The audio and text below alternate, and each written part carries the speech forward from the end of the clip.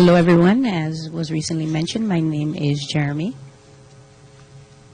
I'm a sociologist and also a practitioner.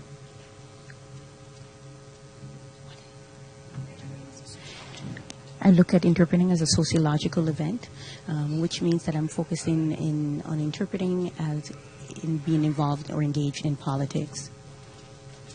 When people talk about politics, usually they mean the politics of interpreting having to do with the backstabbing and the brown-nosing, those negative aspects. But that's not the type of politics that I'm talking about here. I'm talking about relational work, that work that we do with colleagues and with interpreters, whether we're working with coordinators or consumers, for instance, about where we're going to be located, where we're going to stand, or even when we're dealing with certifying bodies such as the Registry of Interpreters for the Deaf.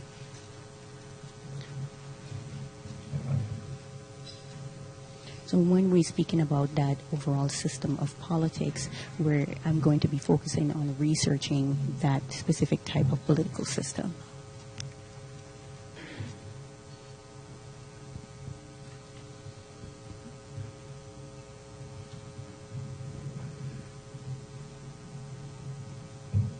I'm going to begin with using Foucault and also Marx. Of course, they seem to be dichotomous.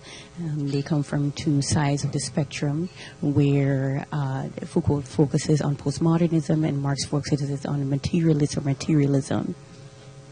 However, Foucault provides a focus that is needed, while Marx provides the methodology of how to go about investigating and doing research regarding my study. There was just one recent researcher who, in my opinion, successfully was able to merge the two, Dorothy Smith from Canada. There was herself and other researchers in Northern America who are utilizing different types of approaches in being able to collect data and explore that data about that relational work. When we speak about work, we're speaking not just in a broad sense, but we're speaking about what is intentionally done as work and not what is done spontaneously.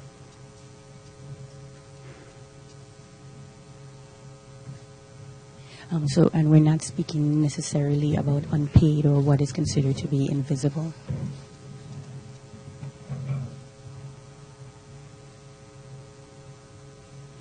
When Foucault talks about power, he utilizes discourse. And when I speak about discourse, I need to be careful, of course, in the spirit of the audience. I know we're full of linguists here. But really, we are referring to the feel of us being able to think about something. In borrowing Foucault's definition of discourse, it is focusing on the historical discourse that has gone throughout history and throughout time, and how that talk has continued throughout time and has been added on. So it's an aggregate, and it's part of a structure. It's part of a social structure. So when we're utilizing talk, we're looking at the different ways as to which we are identifying social structures in which we live in today.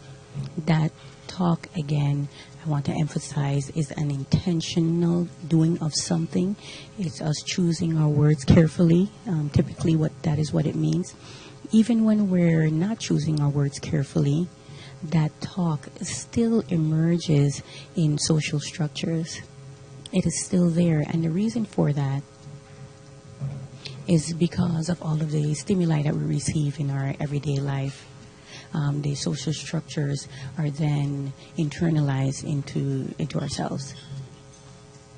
So that is going to be the foundation of my discussion today, and that's how I situated my study.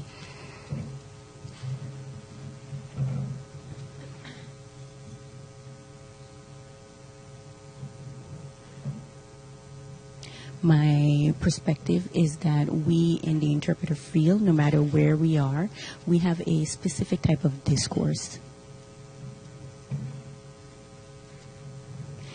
Those ways that we talk and the ways that we identify with people and the ways that we even explain our job are all part of what Foucault called mechanisms of power. It is an overall system.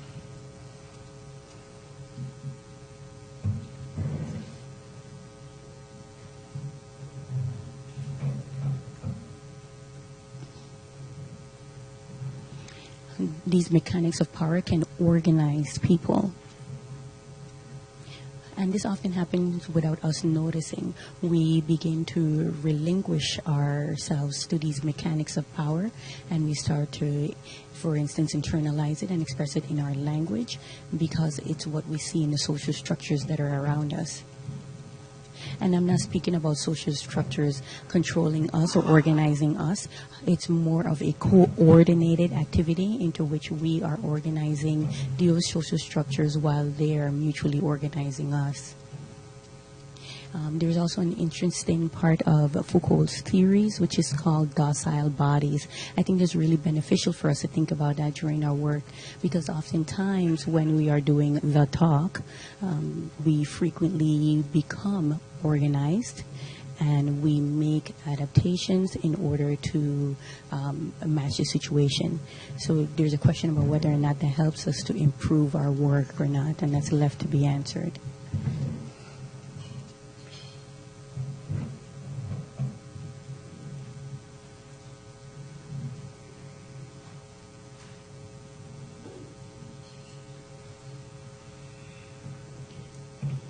In this presentation, I'm using qualitative data that I collected from 30 different interpreters who come from a variety of levels. There are some who are very novice to the field and some who are considered more seasoned or expert. All of the data was collected during open-ended interviews. I did not ask specific questions such as tell me about power. I would say, for instance, can you talk to me about your day? Or what does your everyday life or work day look like? How is it that you get up and when you go out to work? What does that look like in general? After I collected the data and did the filming of the interviews, I went back to my home and office and then did the transcribing and open and focus coding. And during that focus coding, I was able to come to an identification of themes. I wasn't focused in generalizations. I was more focusing in the generalizing effect of the social structures. That was actually the goal of my study and the methodology that I utilized. And as I mentioned, there were 3 themes that occurred frequently: consumers, colleagues, and certification.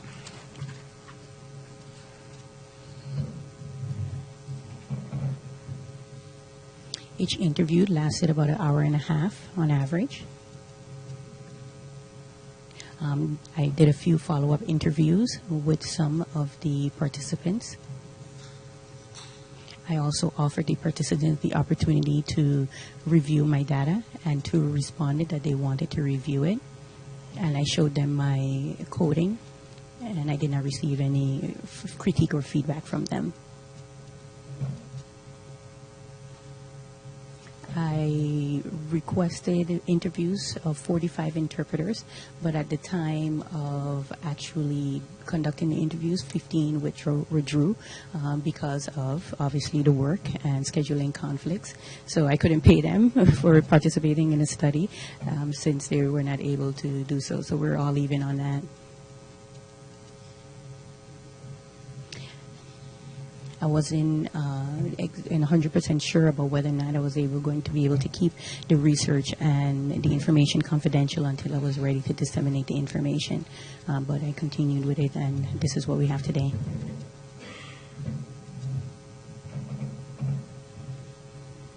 I like to focus on the first theme of consumers. There was one interpreter, Gretchen, who I believe have 20 years of experience in the interpreting field. And this is 20 years post-certification.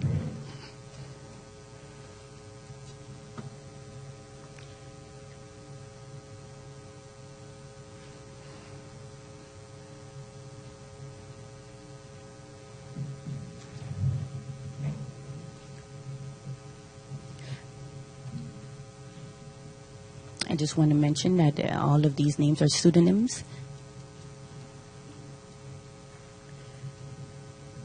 Gretchen started interpreting in church, and she was invited by CODAs, Children of Deaf Adults, and by members of the deaf community to take part in interpreting.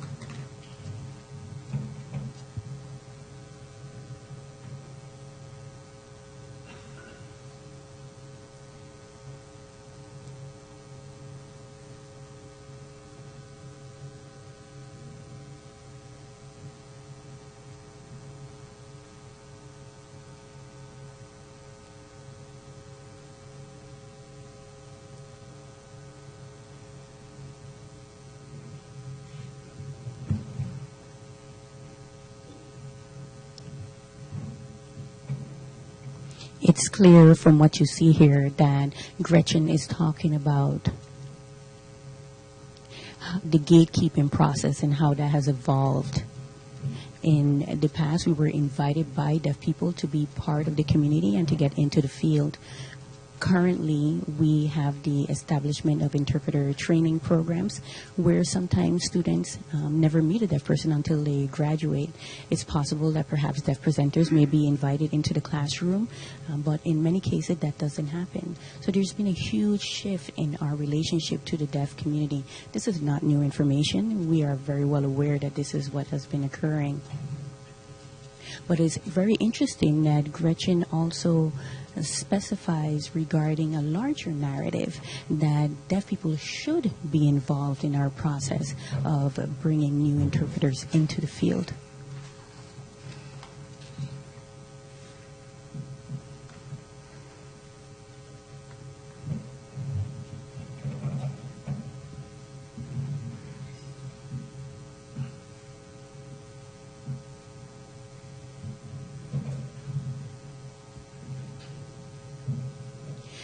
Now, comparing Catherine and Gretchen, we can see that Catherine is much younger or greener as an interpreter.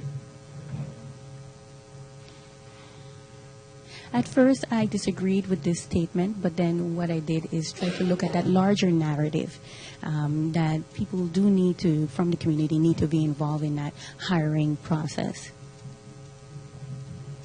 But oftentimes, the deaf consumers are the last to be asked regarding the hiring of an interpreter or who should be placed in an interpreting assignment.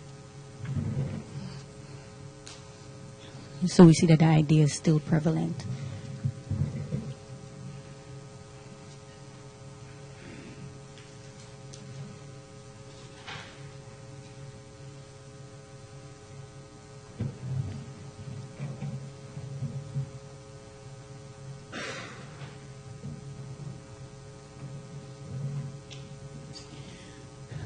Obviously, gatekeeping has to change for any profession to be recognized as a profession and for us to be recognized as professionals, which means that we also have to change the process of persons being invited or hired to work.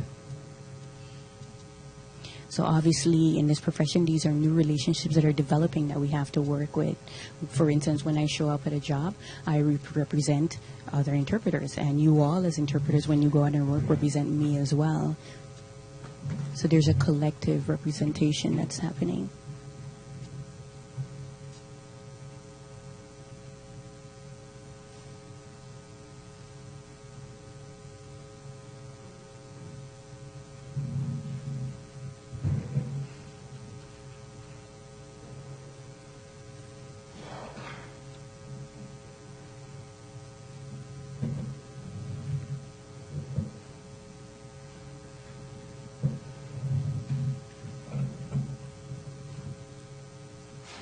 Here we have Samantha, who has quite a few years of experience under her belt.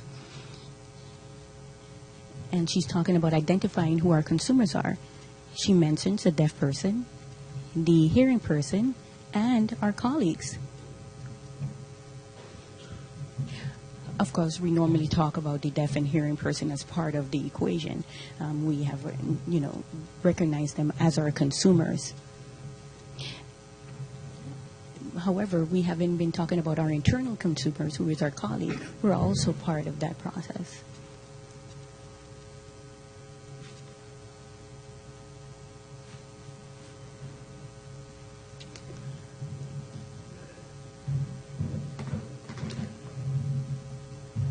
I just wanted to move on to the next slide.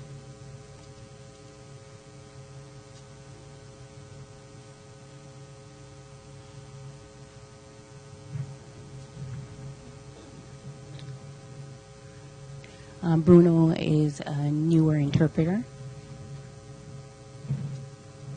And also to let you know, Bruno was in another field before he came into interpreting. He was in the psychology field.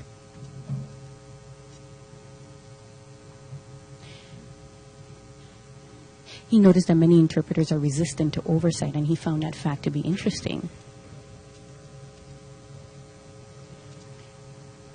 Just because we don't want oversight doesn't mean it doesn't exist. The oversight is still there. And this is an example of how that happens.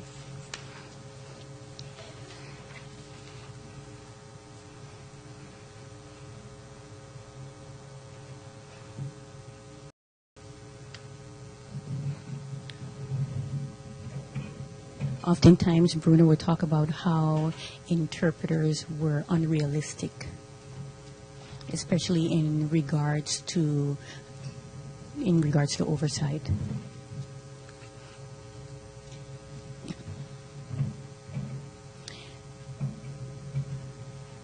Bruno often emphasized that if we want to be recognized as a profession, we have to accept oversight from someone, either it be from colleagues or from some other certifying body or authority, which could be the state.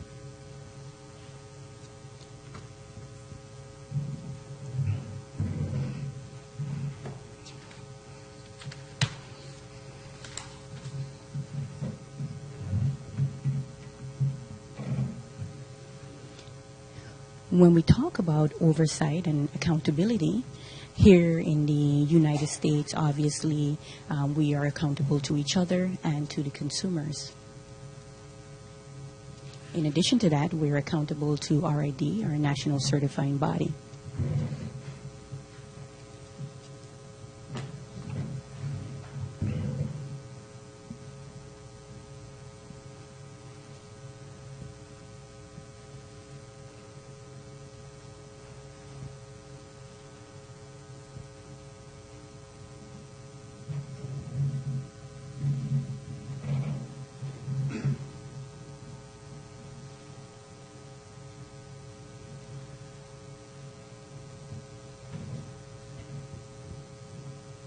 So before we had interpreter training, and now we've switched over to ITPs, interpreter training programs, which has become part of the gatekeeping process. And RID as well has become one of our gatekeepers. Here Barbara is mentioning, and I like to say that Barbara has over 30 years of experience post-certification.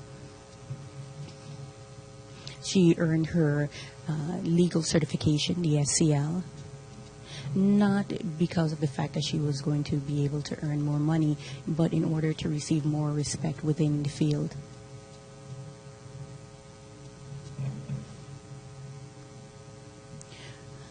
Barbara shows here through her talk the relationship to RID and the need for having certification.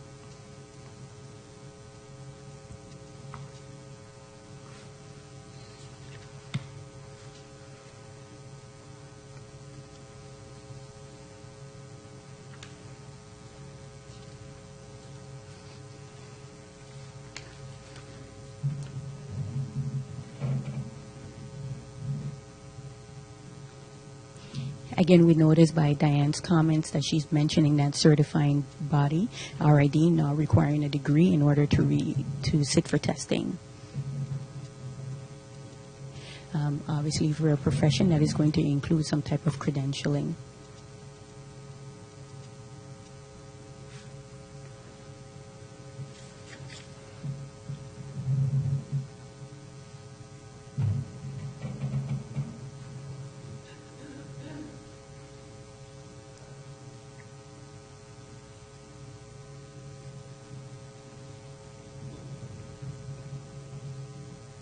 And this is not regarding RID. There's some states that have the QA qualification test. And again, we see now the state as a gatekeeper. There have been many types of certification that have occurred during the years. So, for instance, now the RID testing is now replacing actual people. So, for instance, before we had a panel who would provide certification, or you would have to ask perhaps a deaf person in order for you to be allowed to work. But we are not even really asked for our certification card when we're on a job. So it's an interesting way in how this has been replicated by people, and how we as a person are now becoming sort of replacement for the certification, and that we are representing that text and that certification in being ourselves and being present at the job.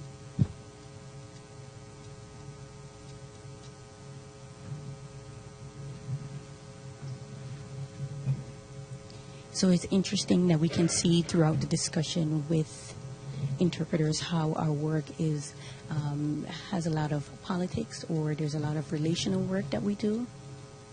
However, part of that work means that we need to start being able to identify those social structures and those hegemonic or controlling structures that influence us, as well as how we influence them. So there's a mutual organizing that is happening. So, and I mentioned also about RID and about us emerging as a profession and the narratives of professionalism that has happened. We also have the identity of politics of the deaf heart. And now we see that deaf people are becoming re-involved in the discussion regarding interpreting and the interpreting profession. I don't know if I have time for questions, but hopefully I will be able to do so, and that's the end of my talk. I apologize, we are out of time, but thank you very much for your remarks. Well, there you have it. Thank you so much.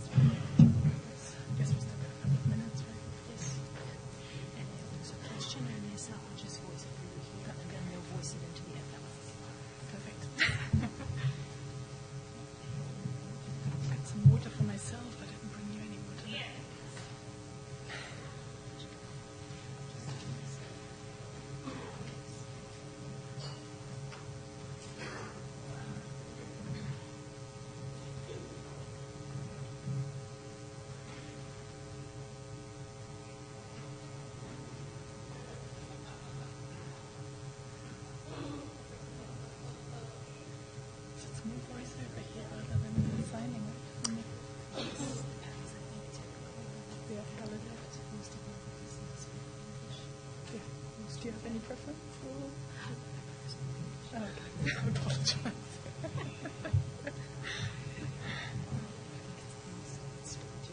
Yeah.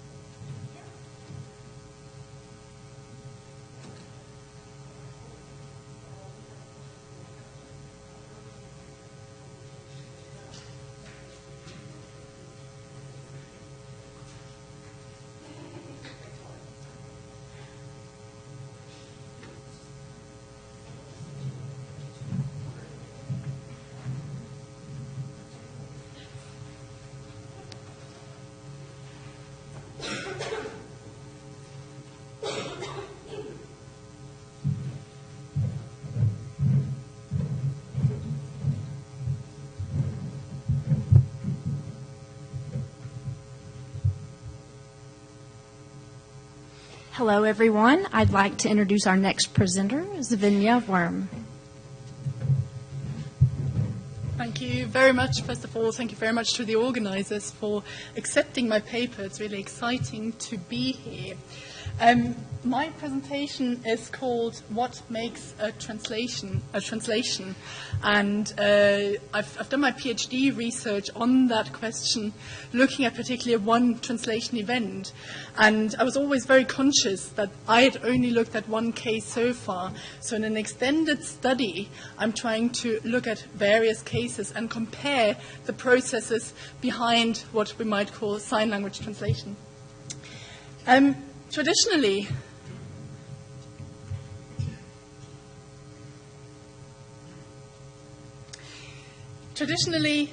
in our discipline of what we might call translation and interpreting studies, the two terms, translation and interpreting, at the kind of core, at the foundation of our discipline. And people seem to have fairly clear views about what one or the other is. And traditionally, we've seen translation as working with written texts and interpreting with working with spoken text or signed text as well. Now,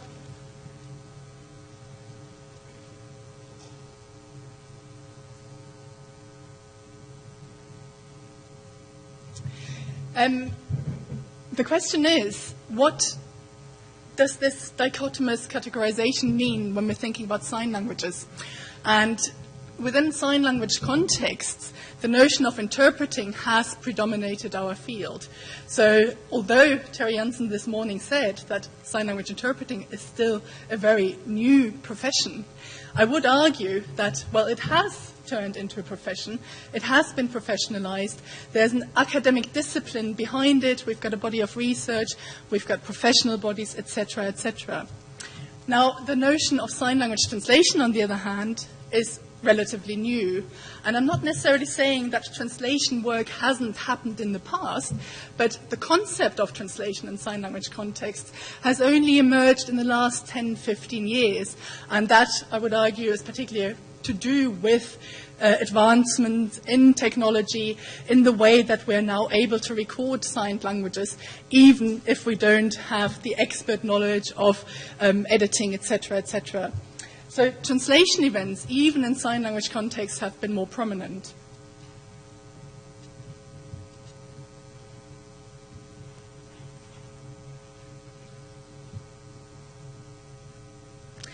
Now, also linked to this, there has developed a body of research, and I'm not going to go into detail, but I wanted to show you a few references, because obviously my work is not sort of developed out of a vacuum, but really relying on other people, some of which are obviously in this room, and sort of reviewing the literature out there on sign language translation. One of the key questions that is being asked, what is this thing that we're dealing with here? Can we really call it translation? Is it more interpreting? What can we call it? Is it a hybrid? That kind of thing.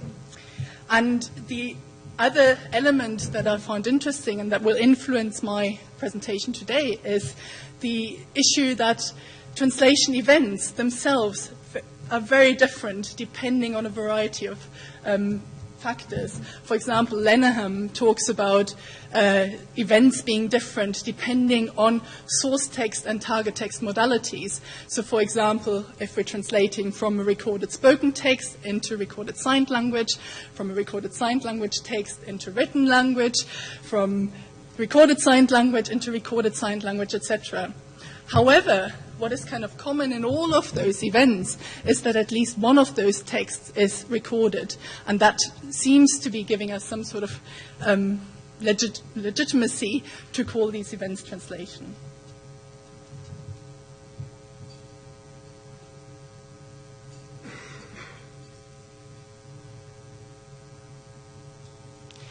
My research question, or my overarching question, is really then, what is sign language translation? And I'm not really aiming to answer that today. But the sort of sub-questions that I'm interested in is, first of all, what is different between translating and interpreting? And although my research concentrates on translation work involving signed languages, I think that's also a relevant question for spoken written context as well. what are the commonalities and differences in the processes of a variety of sign language translation events? And what factors influence translation processes? So my research particularly focuses on the step-by-step process rather than on, say, an analysis of the product or source text, target text comparison or linguistic analysis, etc.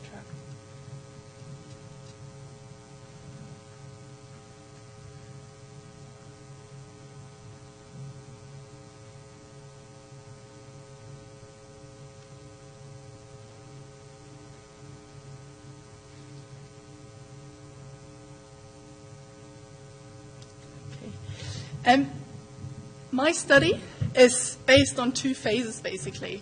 I already mentioned that I did my PhD research on a translation event, and that was one case study where a chapter of a linguistic textbook was translated from written English into recorded British Sign Language. And I used ethnographic methodologies in order to investigate that event, and I observed part of that process of the translation. I had 3 interviews with the translator at various stages of the process, including one think aloud protocol. And I also collected